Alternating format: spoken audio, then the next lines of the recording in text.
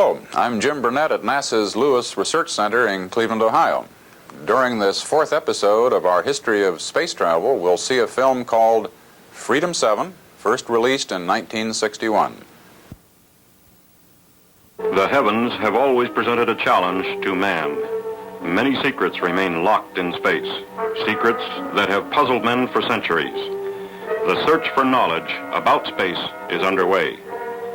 Hundreds of scientific rockets and satellites have been launched. As the information is collected from space, it is made available to people all over the world. Already, startling and practical advances in many scientific fields have resulted.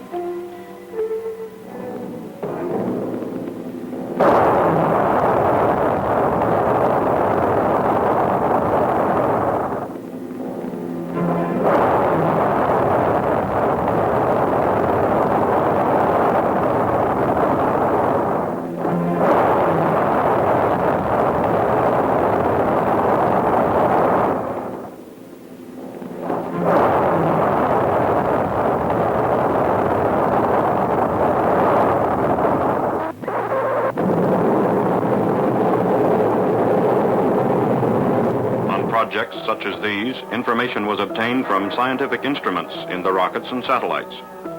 Now, man himself is to follow these mechanical devices.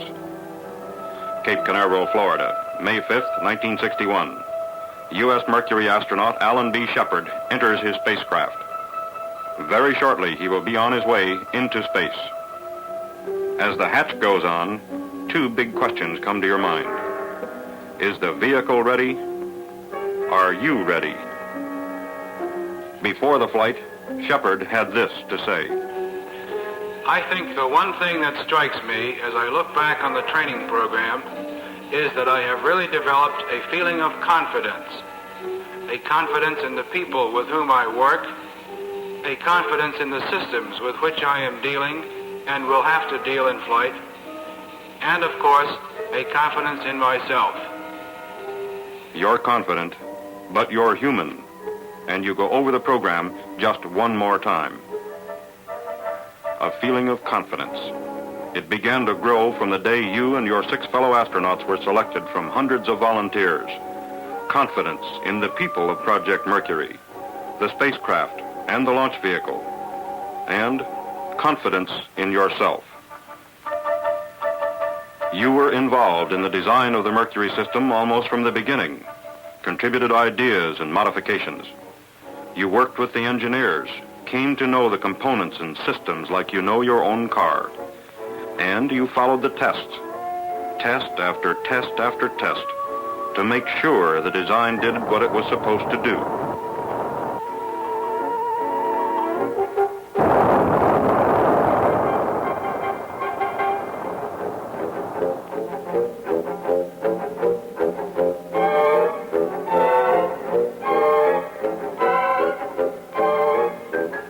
While research and development was underway, you went through almost 2 years of training.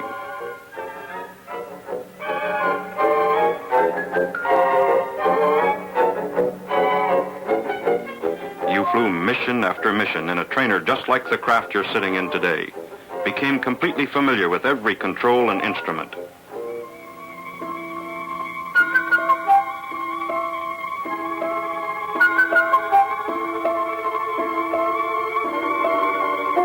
An academic program informed you and the other pilots on astronautics, space mechanics, and spaceflight, kept you briefed on all new developments in the project. Zero-gravity flights in aircraft acquainted you with the condition of weightlessness you would encounter in flight.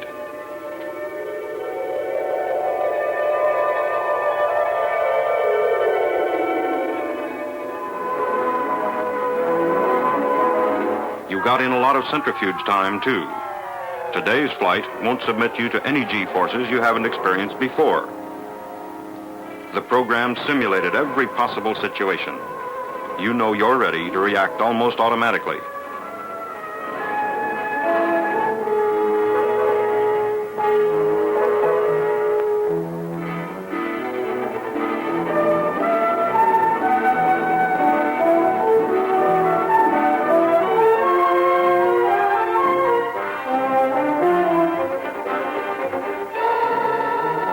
You practice controlling the craft attitude by manual control of pitch, roll, and yaw jets.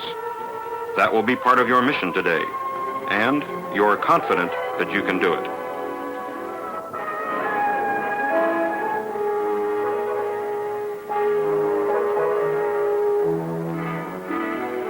You piled up plenty of experience in the three-dimensional rotation. You know that even if tumbling situations occur after separation, you can bring the craft under control with your manual control system. There were continuing flights in high-performance aircraft. They were important to you, too. You're an experienced test pilot. Flying is your business in any type of craft. You remember extensive training in escape and survival techniques. There is always the slight chance the spacecraft may land outside the pre-planned area. As you sit in the spacecraft, waiting for launch, you know your training has covered every conceivable eventuality, every emergency, no matter how unlikely.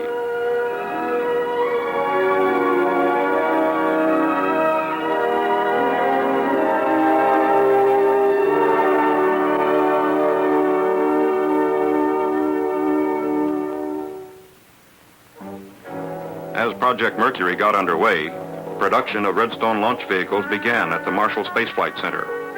Careful, individual production of vehicles earmarked for Mercury from the day the first bolt came into the plant. The Redstone was available, and with modifications it would do the job.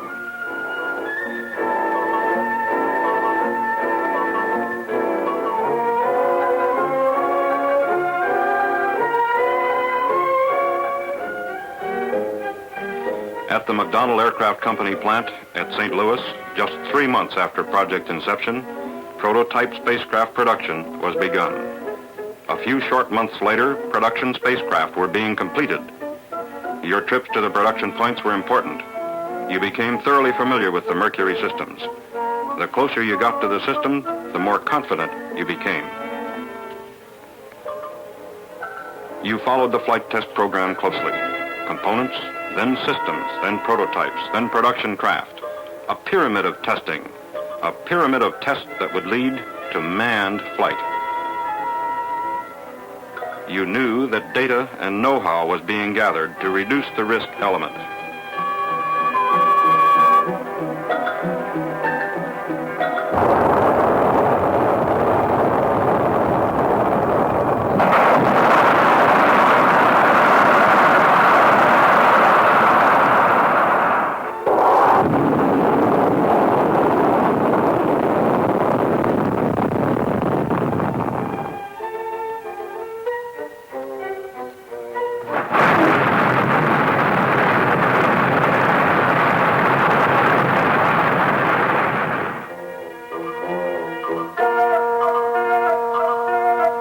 Every flight, the recovery forces were exercised.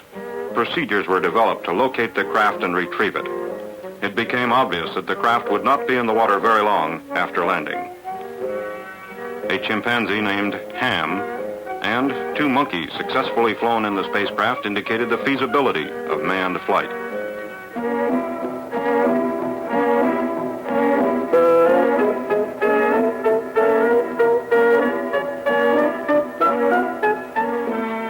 Then, all this was behind, and you knew everything humanly possible had been done to minimize risk to you and to the other astronauts. It was time now for manned ballistic flight. Mercury Redstone 3. At Cape Canaveral, Launch Pad 5. Preparations for the MR3 flight began weeks before launch day. You went out and watched the Redstone slowly, carefully raised into place on the launch pad. You knew that you might be the pilot. For about 10 days prior to mating with the spacecraft, the Redstone underwent exhaustive tests, inspections, and simulated launch operations. This vital part of the mission, the launch vehicle, must be as near perfect as man can make it before the spacecraft is installed. You and your fellow astronauts followed the test program closely.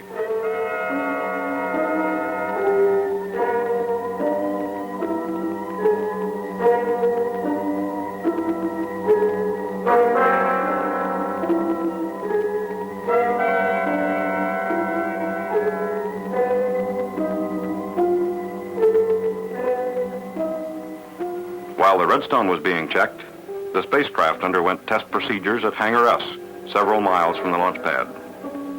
Test the electrical systems, the mechanical systems, communications, instrumentation, the sequential system. Verify flight readiness. You participated in many of the tests and checkouts yourself. You had worked closely with the vehicle for many months. If possible, you got even closer to it during the days just before launch. You worked with the Mercury engineers and technicians as they prepared the craft. The feeling of confidence in the mission became even stronger. Your fellow astronauts worked with the same team effort that had prevailed over the 2 years of getting ready. You couldn't be everywhere at once, but they could cover for you. And as you sit in the spacecraft, you know everything is as ready as it can possibly be. They covered the control center, the blockhouse, the launch vehicle, the tracking stations. They kept a finger on the pulse of the operation.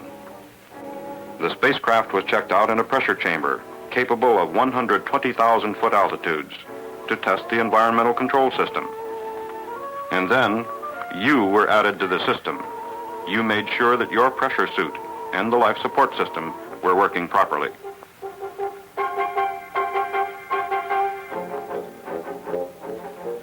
You knew that you weren't just going for the ride. You would be required to gather information, make practical contributions, make sure you collected usable data.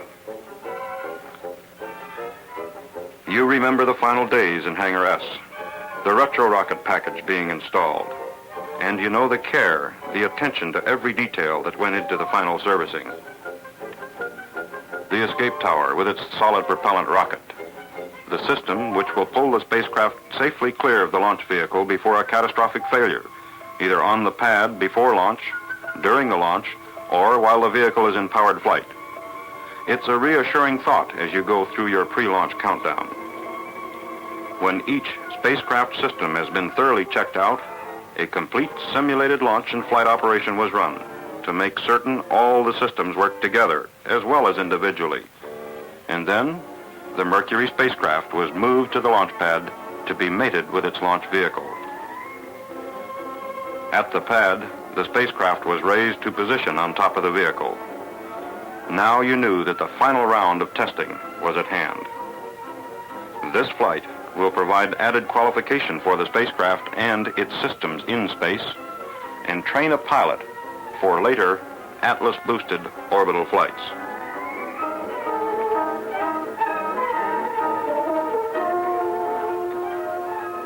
After mating, the testing began to make certain the launch vehicle, spacecraft, and blockhouse worked together properly. The launch countdown was checked step by step, and the complete MR3 system was verified to confirm flight readiness. Complete flight missions from liftoff through landing, both for normal and for emergency cases, were flown electronically. The spacecraft was heavily instrumented to provide pertinent data during the flight. Throughout this period, all the elements of the mission made their preparations. Recovery forces, tracking stations, the Mercury Control Center rehearsed the mission again and again. You and your fellow astronauts rehearsed your parts, went through the procedures over and over. 3 days before launch, a go, no-go review board evaluated the flight readiness of all the mission elements: spacecraft, launch vehicle, pilots, tracking stations, recovery forces, everything. The decision? Go. The recovery forces were dispatched and on their way to their stations downrange.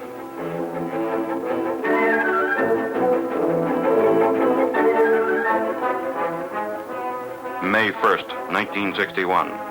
Less than 2.5 years from Project Mercury initiation. Countdown for a manned flight was in progress. That's a day that you will never forget. MR3 followed a split countdown, about 4 hours the first day, a little over 6 hours the second day. This procedure helps reduce personnel fatigue. Hydrogen peroxide fueling. This is used in the spacecraft attitude control system.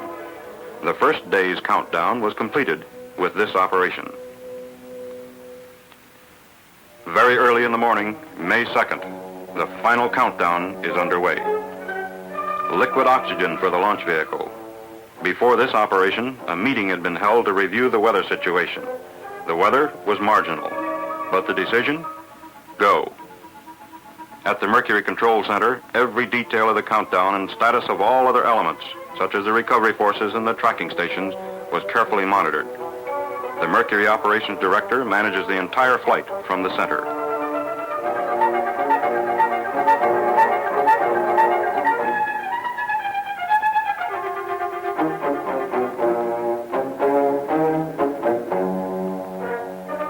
In the blockhouse, systems checks were completed in the spacecraft. Launch vehicle checks were also completed.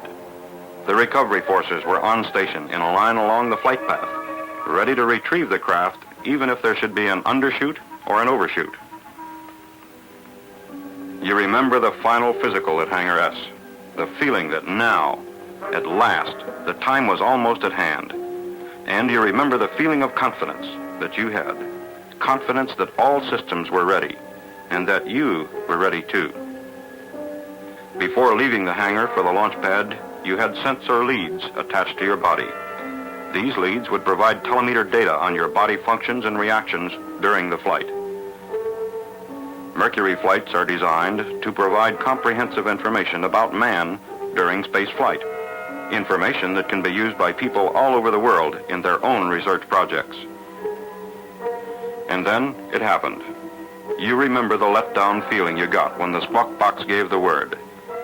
Test number 108, MR3, was scrubbed because of weather. A letdown feeling, yes, but it was reassuring to know that the mission would not go unless everything was right. Then it was Friday, May 5th, 3 days later, and the countdown was proceeding again. You remember the feeling you had that this was the day. There'd be no scrub today.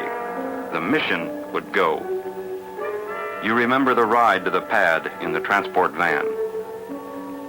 You had rehearsed the procedure before, taken the ride to the pad, and climbed into the spacecraft. But this time, you knew it was the real thing.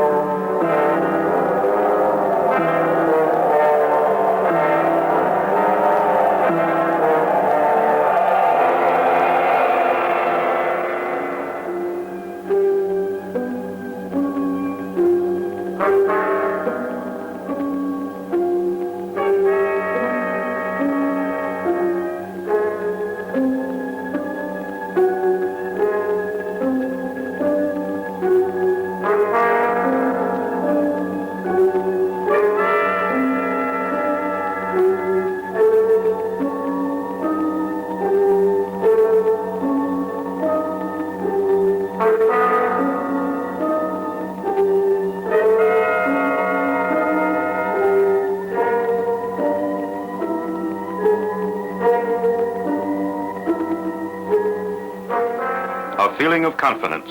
As astronaut Shepard goes through the pre-launch countdown, he knows the system is as ready as human effort can make it. Doctors in the Mercury Control Center and the blockhouse monitor Shepard's physiological status during the countdown. Astronaut Gordon Cooper, assigned to the blockhouse during the launch operation, stays in direct voice contact with Shepard.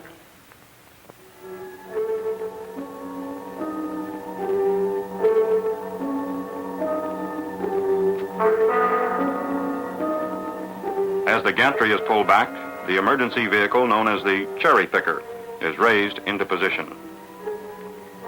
An armored car is located at the pad. It can operate in any terrain.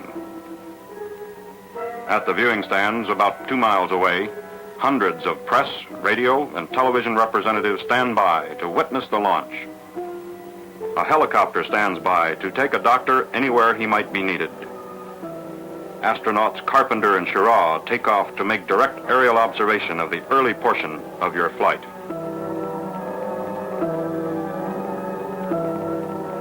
An amphibious vehicle is standing by, ready to move out if necessary to make a close-in recovery. The recovery force helicopters are airborne. All elements of the mission have reported ready to the control center, and the launch is go.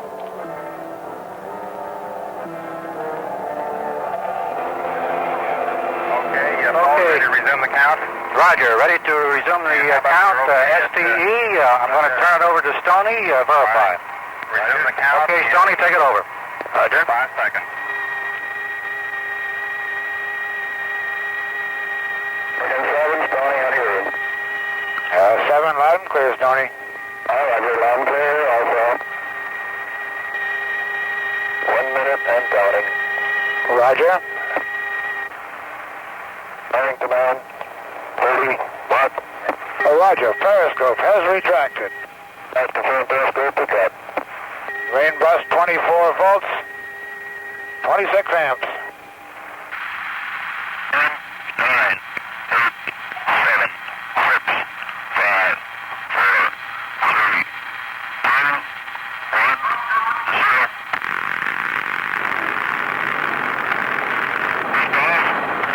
Roger, lift off and the clock has started. Yes, sir, reading you loud and clear.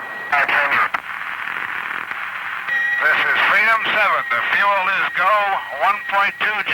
Cabin at 14 PSI. Oxygen is go.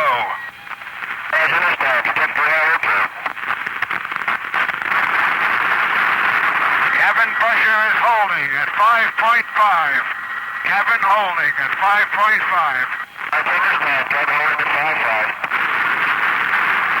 Fuel is go, 2.5 G. Cabin 5.5. Oxygen is go. The main bus is 24, and the isolated battery is 29. Right, 3, 5 to 5, protect the auto trip. 7 here. Fuel is go, 4 G. 5.5 cabin. Oxygen go. All systems are go. That's all systems go, protect the auto trip.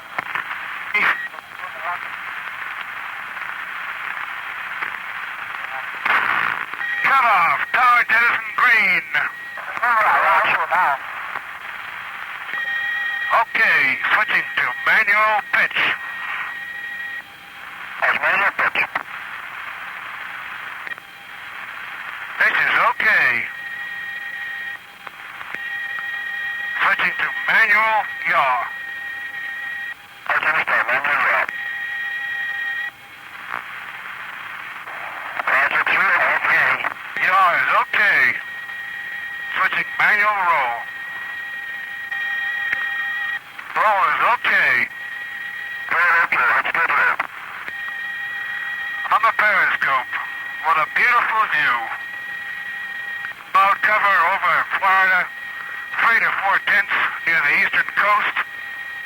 Obscures up through Hatteras. Okay, this is Freedom 7. And T build up. 3, 6, 9.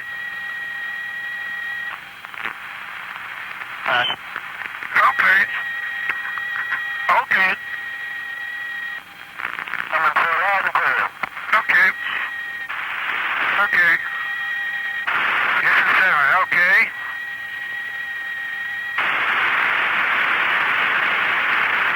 $45,000 feet now. Roger. The drogue is green at 21. The periscope is out. The drogue is out. Okay, at drogue deploy, I've got 70%. Auto, 90% manual. Oxygen is still okay. Turn green. Main chute is reefed. green. Main chute is coming unreefed and it looks good. The main chute is good. Rate of descent is reading about 35 feet per second.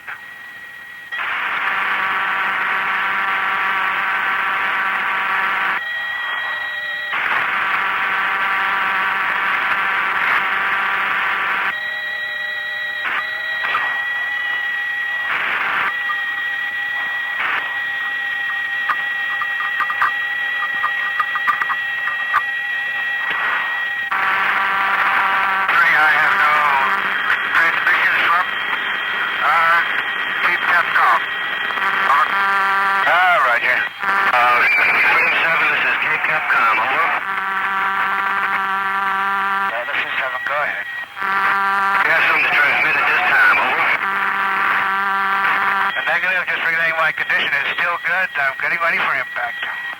Oh, roger.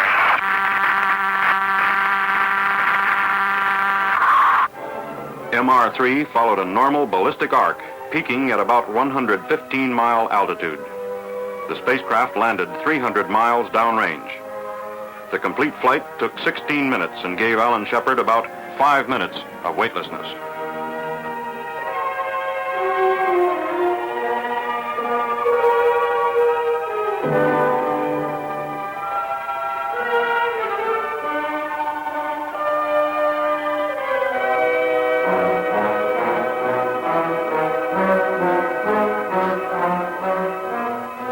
Just 11 minutes after the spacecraft landed, Shepard and the craft were on the Lake Champlain. Complete and detailed information on the flight and on Alan Shepard was recorded from launch to recovery. Information to be made available to scientists and interested people the world over.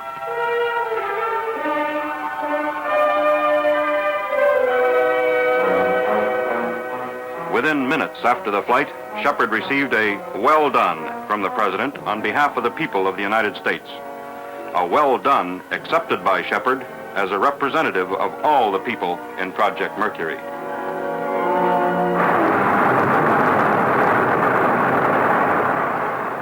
Project Mercury, another step in man's search for knowledge. Freedom 7, another step toward man in space. That film took all of our time. So until our next program, this is Jim Burnett saying goodbye from NASA's Lewis Research Center in Cleveland, Ohio.